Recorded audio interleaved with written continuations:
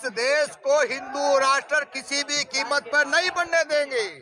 अगर हिंदू राष्ट्र ये बन गया तो भाई दलितों को, पिछड़ों को, मुसलमानों को, ईसाइयों को, बौद्धिस्टों को, जैनियों को कहाँ रखोगे आप? सत्य है, तथागत गौतम बुद्ध ने क्या कहा था? उन्होंने सिर्फ एक बात कही थी, कोई काल्पनिक कोई चीजें नहीं थी उनके। उन्होंने कहा स्वयं का दीपक अपने आप बने। आप अपनी बुद्धि से, अपने मन से, अपने दिमाग से आप अपना अच्छा बुरा आप सोचिए। लेकिन यहाँ इस देश के अंदर उल्टा हो रहा है। जो ब्राह्मण बताएगा, जो पंडित बताएगा, उसको हम मानते हैं। इन ब्राह्मणवादियों ने जगह जगह पे जो मंदिर बना रखे हैं, ये लूटने का एक षड्यंत्र है, दिमागी रूप से कमजोर करने का षड्यंत्र है। इसीलिए ये जो लड़ाई हमारी है, ये 85 पे धर्म के लोग कहते हैं कि मंदिर आस्था का केंद्र होता है, आप कह रहे हैं कि मंदिर लूटने का अड्डा होता है। लूटने का अड्डा मंदिर अगर आस्था का है तो वहां से दान पेटी गायब कर दो ना। आप दान पेटी हटा दीजिए। हम वीरेंद्र शास्त्री इसके लिए लड़ाई लड़ रहे हैं कि हम तो हिंदू राष्ट्र बनाएंगे। अपना घर चला रहे हैं, अपना परिवार चला रहे हैं, दुनिया को मूर्ख बना करके। इसके अलावा कुछ नहीं देवेंद्र शास्त्री कर रहा इस देश के अंदर। उसके भाई ने तुरंत प्रत्यक्ष को प्रमाण की जरूरत नहीं होती, 15-20 दिन के अंदर क्या षड्यंत्र, क्या हालात उसने पैदा की हैं। सिगरेट जिसके मुंह में हो, पिस्तौल तमंचा जिसके हाथ में हो, लहरा रहा हो। ऐसे ये कि अगर 97% लोगों की सत्ता आती है तो 3% को झाड़ू लगाने के लिए तैयार रहना हो। बिल्कुल, गटर साफ करने के लिए, बिल्कुल बिल्कुल। क्योंकि हमारे साथ जो यातनाएं और जो हमारे को जो तमाम तरह के धागे और टीके, चोटी और इस तरह की जो चीजों से नवाजा गया है, ये हम भूले नहीं हैं। वैसे हमारी लड़ाई है कि जातिगत जनगणना होनी चाहिए, और जातिगत जनगणना हो जाएगी तो ये सब पता चल जाएगा कि इस देश के अंदर किन लोगों के पास सत्ता है, किन लोगों के पास कितने संसाधन हैं, कितनी राजनीतिक हिस्सेदारी है। ये जो 97 और 3 की जो बात कही है, ये तो शायद हम जानते हैं, हम 50-52 साल की उम्र में खड़े हैं। ये लड़ाई तो शायद आज से 30 साल पहले जब मंडल कमंडल की राजनीति जब शुरू हुई थी, अगर उस दौर में अगर हम ये लड़ाई का हमने ध्यान होता और हमारी समझ इतनी होती तो शायद आज हमारे बच्चे और आज हमारी ये हालात इस देश के अंदर नहीं। कार्यक्रम में वहाँ पे बौद्ध धर्म से कुछ लोग भी आए थे, उनका एक बयान था कि अगर देश के 25% आबादी अगर बौद्ध धर्म को अपना लेती है, जो 3% की हमारी लड़ाई हो, हम उनको तो देश से बाहर खेल देंगे। इस तरीके के बयान का आप लोग किस तरीके से? देखिए, वो सत्य है। तथागत गौतम बुद्ध ने क्या कहा था? उन्होंने सिर्फ एक बात कही थी, कोई काल्पनिक कोई चीजें नहीं थी उनके। उन्होंने कहा स्वयं का दीपक अपने आप बने। आप अपनी बुद्धि से, अपने मन से, अपने दिमाग से आप अपना अच्छा बुरा आप सोचिए। लेकिन यहाँ इस देश के अंदर उल्टा हो रहा है। जो ब्राह्मण बताएगा, जो पंडित बताएगा, उसको हम मानते हैं। अरे भाई, मैंने अपने आप पे भरोसा है कि मैं किसी से बात कर रहा हूँ और मैंने कॉन्फिडेंस में इस बात को लेना पड़ेगा कि मेरे अपनी बात है। हमारे महापुरुषों के कहे हुए, बोले हुए स्लोगन है। तो आप ये मानते हैं कि देश के हिंदू जो आबादी है, उसकी 25% आबादी को यहाँ पर बौद्ध धर्म अपना लेना चाहिए? बिल्कुल है, बिल्कुल है। ये तो करना पड़ेगा आपको। बौद्धिज्म में जब तक आप नहीं आओगे, आपकी दुर्दशा रहेगी। आप कहीं भी चले जाएं। और बौद्धिज्म का क्या है, जितना मोटा मोटा हम लोग समझते हैं, धर्म में भी तो आराम से लोग कह रहे हैं। कोई आराम से नहीं है। जातिवाद है वहाँ पे, भेदभाव वहाँ पे है, कितना छुआछात है। अभी राजस्थान की 4 महीने नहीं हुए, 6 महीने नहीं हुए, घटना हुई है मटका छूने पे लेकर के। हम यूपी से बिलोंग, और नजदीक है यूपी हमारे दिल्ली से। जब वहाँ बेटी के साथ रेप किया जाता है, ये हिंदू कहाँ मर गए थे सारे देश के? ये कहाँ चले गए थे जो रात को पेट्रोल डालकर जिंदा जला दिया जाता है? तो ये सारे का सारा जो सिस्टम है, इन्होंने कोई हिंदू से मतलब नहीं है। ये जो अशिक्षित लोग हैं, जो दलित, पिछड़े, वंचित, शोषित जो हैं, ये जो कमेरे वर्ग के जो लोग हैं, इनको किसी न किसी माध्यम से, और उनको नहीं है, वो जो हमारे दादा, ताऊ, परदादा जो दादा जो हैं, वो तो बिल्कुल अशिक्षित है ही है। लेकिन आज की जो युवा जो पीढ़ी है, वो पढ़ लिख करके कहीं कुछ तर्क ना कर ले। इससे पहले ये एक षड्यंत्र के तहत, जैसे पूरी देश और दुनिया ने देखा था जब कावड़ियों के ऊपर फूल बरसाए थे। ये है वो सनातन, ये है वो हिंदू धर्म। हमने ऐसा धर्म नहीं चाहिए, ना हम ऐसे धर्म की कोई पैरोगारी करने वालों के साथ। कावड़ियों पे फूल अगर कोई बरसा रही है सरकार, तो उसमें दिक्कत क्या होती है? नहीं, दिक्कत है ना, जो इस देश के अंदर IPS दलित भी चलता है, पिछड़े भी चलते हैं, सारे लोग चलते हैं। जो मानसिक गुलाम जो लोग हैं, जो इस देश के अंदर पूंजीपतियों से कर्जा लेकर के जाते हैं, जो अपने माँ बाप की बात को नहीं मानते हैं, जो अपने महापुरुषों के ज्ञान से वर्चित है, वो ज्ञान नहीं जानते उनका, वो लोग कावड़ लेने जाते हैं। जो समझदार लोग हैं इस देश के, वो इस देश के जंतर मंतर पे आएंगे, वो इस देश की कोर्टों में जाएंगे। जो इस देश के अच्छे व्यक्ति हैं, वो जाके जजों के साथ, प्रोफेसरों के साथ यूनिवर्सिटियों में जाएंगे, ताकि इस देश के अंदर पता चले कि असली वारिस हम हैं। जो हमारे संत गाड़गे जी महाराज हैं, साहू जी महाराज हैं, पेरियार हैं, वो उन कैंपसों में, उन लाइब्रेरियों में अगर जाएंगे तो इस देश के इतिहास का सच्चाई पता चलती है। इन ब्राह्मणवादियों ने जगह जगह पे जो मंदिर बना रखे हैं, ये लूटने का एक षड्यंत्र है, दिमागी रूप से कमजोर करने का षड्यंत्र है। इसीलिए ये जो लड़ाई हमारी है, ये 85 पे। सनातन धर्म के लोग कहते हैं कि मंदिर आस्था का केंद्र होता है, आप कह रहे हैं कि मंदिर लूटने का अड्डा होता है। लूटने का अड्डा मंदिर, अगर आस्था का है तो वहां से दान पेटी गायब कर दो ना। आप दान पेटी हटा दीजिए, हम भी मान लेंगे, और वहाँ पे चर्चा करिए। आपका विरोध धर्म से नहीं, दान पेटी से। जो दान पेटी से ही सारा आगे कार्रवाई बढ़ती है। वो दान पेटी जो रखी है, उस दान पेटी में एक एक रुपया जो डलता है, वो करोड़ों में जाता है। और कितने इस देश के ताकतवर जो लोग हैं, उनके बच्चे दिल्ली में नहीं पढ़ते। हमारे तो यहाँ से 300, 500, 700, 1000 किलोमीटर के बच्चे दिल्ली यूनिवर्सिटियों के अंदर आते हैं। लेकिन यहाँ जो दिल्ली में और दिल्ली के आसपास के जो लोग हैं, उनके बच्चे विदेशों के अंदर पढ़ने जाते हैं। किसी भी जाके ताकतवर मोटे पेट वाले को देख लेना, लंबी चोटी वाले को देख लेना, उनके बच्चे कहाँ पढ़ते हैं। अच्छा, कल के कार्यक्रम में ही जब स्वामी प्रसाद मौर्य जी मंच पे उपस्थित थे, तो जब उनके भाषण का समय आया तो उन्होंने कहा, हिंदू राष्ट्र की बात हो रही थी, उन्होंने कहा कि मेरे जीते जी कभी हिंदू राष्ट्र नहीं हो सकता है। तो इसमें क्या दिक्कत क्या है आप लोगों को, अगर हिंदू राष्ट्र की कोई बात? हिंदू राष्ट्र तो देखिए, मौर्य जी ने कहा, और वहां पे जितने लोग थे उन्होंने कहा, और लंबे समय से हम भी यही कह रहे हैं, इस देश को हिंदू राष्ट्र किसी भी कीमत पर नहीं बनने देंगे। अगर हिंदू राष्ट्र ये बन गया तो भाई दलितों को, पिछड़ों को, मुसलमानों को, ईसाइयों को, बौद्धिस्टों को, जैनियों को कहाँ रखोगे आप? तो हिंदू ही है फिर। नहीं है ना, हम हिंदू, हम कोई हिंदू नहीं है। हमारा जो काम है, हम इस देश के अंदर मजदूर हैं, और मजदूरों के लिए हक कहाँ है, ये पूछना चाहते हैं उन सनातनियों से और धर्म के ठेकेदारों से। अगर वो एक दिन भी वकालत करने आए ना हमारी, कि इस देश के अंदर बेरोजगारी इतनी है, इस देश के अंदर किसानों की क्या हालात है, दलितों की क्या हालात है, उस पर कोई चर्चा नहीं है। उनका एक ही एम होता है कि हिंदू धर्म, हिंदू हो आप। वीरेंद्र शास्त्री इसके लिए लड़ाई लड़ रहे हैं कि हम तो हिंदू राष्ट्र बनाएंगे। अपना घर चला रहे हैं, अपना परिवार चला रहे हैं, दुनिया को मूर्ख बना करके। इसके अलावा कुछ नहीं वीरेंद्र शास्त्री कर रहा इस देश के अंदर। उसके भाई ने तुरंत, प्रत्यक्ष को प्रमाण की जरूरत नहीं होती, 15-20 दिन के अंदर क्या षड्यंत्र, क्या हालात उसने पैदा की हैं। सिगरेट जिसके मुंह में हो, पिस्तौल तमंचा जिसके हाथ में हो, लहरा रहा हो और कह रहा मेरी शादी पे, ये तो वही हालात होगी पुराने जमाने की, जिनका हम नाम नहीं लेना चाह रहे थे, जो अपने बलबूते पे, अपनी ताकत का बलबूते पे जो बहन बेटियों को उठा करके लेके जाते थे। ये तो वही देश बनाना चाह रहे हैं।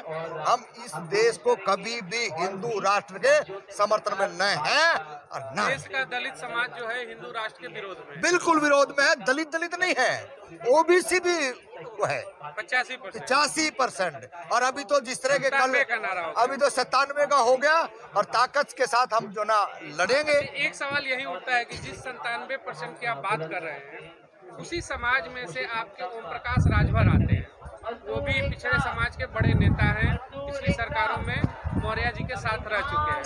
उनका बयान ये था कि जब स्वामी प्रसाद मौर्य सिर्फ और सिर्फ राजनीतिक मलाई काटने के लिए ये सब बयान दे रहे हैं, जब वो सत्ता में थे तब उन्हें क्यों नहीं रामचरितमानस याद आया? और फिर जब आपसी एकता नहीं है तो फिर ये 97% का जो नारा है वो सफल कैसे होगा?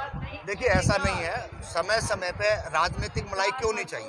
जब हमारे लोग हमको वोट देते हैं, पार्टी टिकट दी है, तो जब तक मलाई काटनी चाहिए, जब तक आपको सत्ता में आप हो, अपने लोगों का भला करना पड़ेगा। और उसके बाद में जैसे ही चाहे तो राजभर को हम देख लें, वही हालात वही काम राजभर ने किया था और वही स्वामी मौर्य जी ने किया है।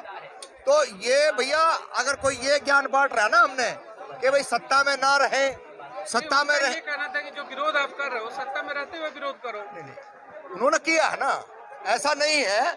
हमारे हरियाणा से राजकुमार सैनी जी आते हैं, सत्ता में था विरोध करता था, ठीक है।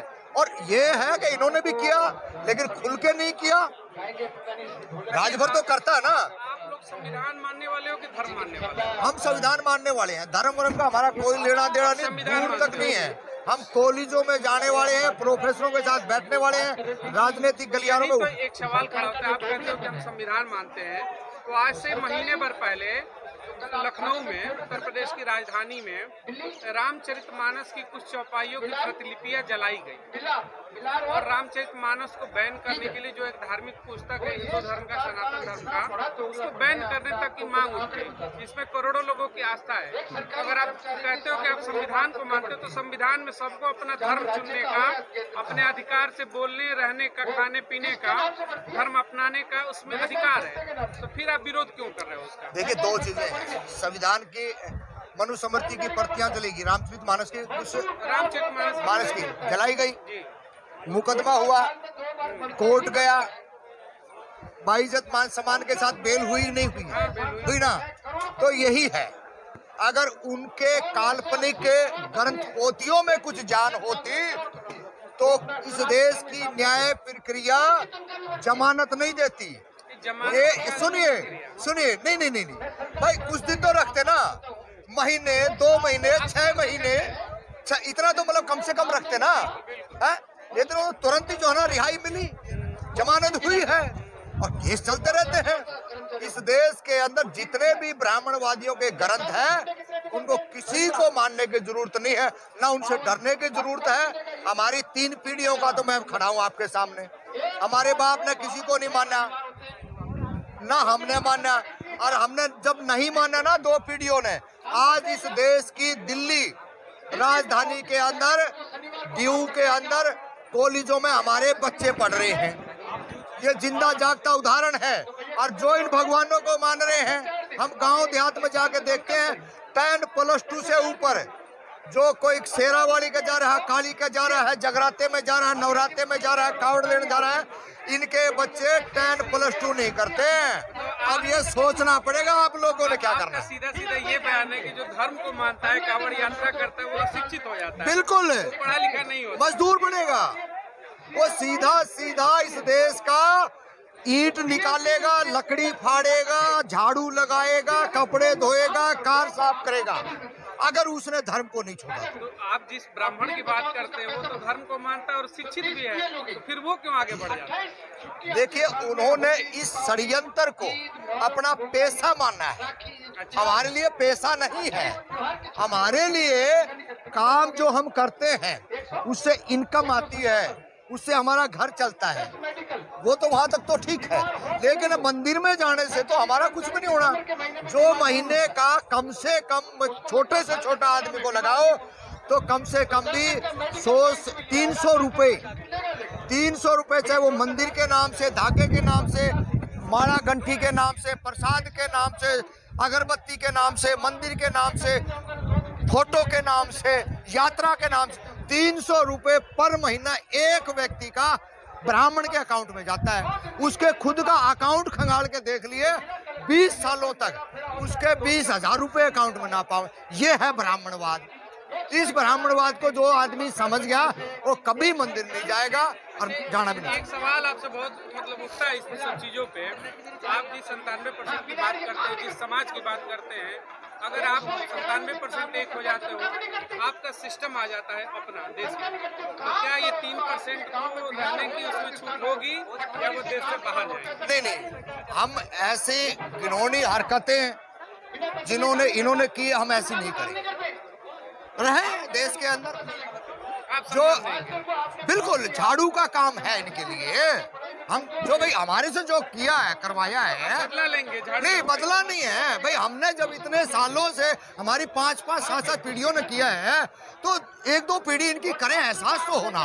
जो डंके की चोट पे कहते हैं कि रिजर्वेशन नहीं होना चाहिए। अरे भैया, हमारी माँ बहनें सुबह 4 बजे उठ के झाड़ू पोछे को जाती हैं, खेत खलिहान में जाती हैं, गाय भैंस का दूध निकालती हैं, हाथ की मशीन से चारा काटती हैं और बच्चों को फिर स्कूल भेजती हैं। बच्चे को समय नहीं दे पा रही, और वो भी प्राइवेट स्कूल में जहां टीचर नहीं पढ़ाते हैं। सरकारी स्कूल तो बंद ही कर दिए इस देश के अंदर। अभी हम हरियाणा से आते हैं, 350 स्कूल बंद कर दिए सरकार ने, और क्या कहा जी, मर्ज कर दिए। भाई मर्ज कहाँ का, आप वहां पे टीचर बढ़ाते ना, बच्चों को लेके आते, लेकिन बंद कर दिए उनके। तो आपका यही मैसेज है कि अगर 97% लोगों की सत्ता आती है तो 3% को झाड़ू लगाने के लिए तैयार रहना हो। बिल्कुल, गटर साफ करने के लिए, बिल्कुल बिल्कुल। क्योंकि हमारे साथ जो यातनाएं और जो हमारे को जो तमाम तरह के धागे और टीके, चोटी और इस तरह की जो चीजों से नवाजा गया है, ये हम भूले नहीं हैं। अच्छा, 24 का इलेक्शन आ रहा है, आपने 97-3 का नारा दे दिया है, तो क्या 97% इस बार फिर से नरेंद्र मोदी का साथ देकर तीसरी बार सत्ता शासन पर बैठाएगी, या फिर आप बदलाव करेंगे?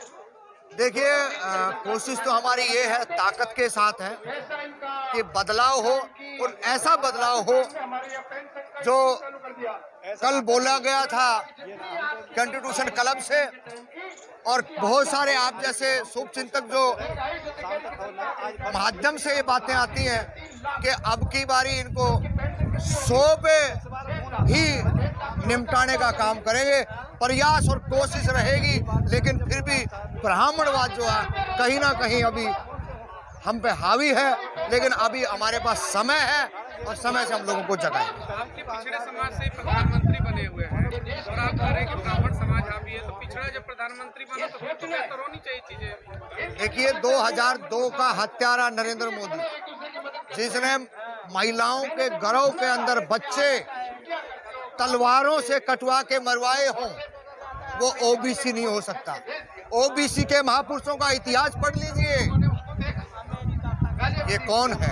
ये 2002 के अंदर अपनी जाति को ओबीसी ने डाला है, क्योंकि इन्होंने ये पता था कि आने वाले टाइम के अंदर जो सबसे बड़ी ताकतवर जो ओबीसी है, जो कभी अपने आप में मंथन और चिंतन नहीं करती है, उनका वोट हथियाने के लिए इन्होंने षड्यंत्र रचा। मोहन भागवत ने और नरेंद्र मोदी ने और आरएसएस ने, ये 14 के अंदर बहुत तरह के षड्यंत्र रच के सत्ता के अंदर आए, लेकिन ये वो कहावत नहीं कहलवा सकते जो पिछली सरकारों ने इतिहास में दर्ज करवा रखी है कि ये क्या है, कि ये वो घास है, इस देश से नहीं जाएगी।